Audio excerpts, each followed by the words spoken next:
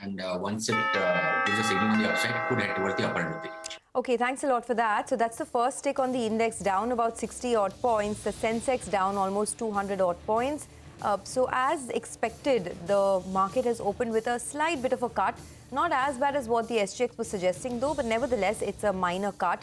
The Nifty Bank is down about 0.3% at the moment, while you have the mid-cap index that's absolutely flat, just about a 50-point cut is what you're seeing.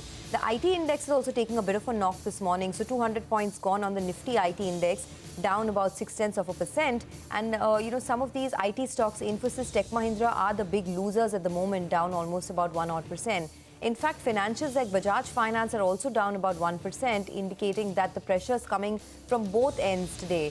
Just take a look at ONGC and how that one's moving this morning. I think there's a big knock there too. ONGC down 4.5%, so do keep your eye out on that stock. A couple of others like IndusInd Bank, SBI Life are the other big losers that you're seeing on the index this morning. Of course, lots of stocks, in the green. There's JSW Steel, Tata Steel, Tata Motors, Britannia, Eicher Motors, etc., that are doing pretty well. Oil marketing companies, BPCL, also in the green.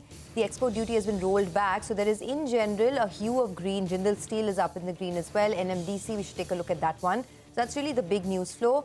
IEX, the board will be meeting for a buyback on the 25th of November. So IEX is the other stock that's holding up in the green right now. So a lot of stocks moving around, but for the market, just quiet. The Sensex down actually 300 points right now. The Nifty hanging on to 18,200. How is the broader market? Well, as we pointed out in the morning, the biggest beneficiary, clear-cut beneficiary will be Godavari Power and Ispat. That's flying away up close to around 15%. They used to export a lot more, and that got curbed. You get better realizations in the export market for their pellets. So, that one is up close to around 15%. Sarda Energy, another smaller name, volume's not very, very high out there, but that's a beneficiary as well because some part of their pellets could possibly be exported. We'll require clarity on that. But for some of these players, the pricing itself will increase even in the domestic market, even if they don't export. So that explains why Sarda Energy is higher. JSL Stainless, as we told you earlier, there's a power crisis in Europe. So there's an opportunity out there. And now with the export duty coming off, well, they can, restart these exports out there. You have RSI Magnesita. They have bought Dalmia's refractory business. Expensive, but the street likes it. So that one's opened up with a gain of close to around 3% or thereabouts. The steel stocks, they have opened up in the green, but actually they've come off a little bit as well. So no big gains out there.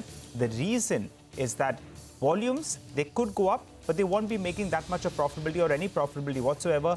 It's still more profitable to sell in the domestic market. So it helps on the volumes front. However, on pricing, is unlikely to move the needle. Explains why all the steel stocks, well, they're up only around 0.5% to around 1% odd. Prashant, what else? Well, on the Nifty, Nigel, we basically are at Friday's low point, which is 18,209. The low today is 18,201. So we dipped below it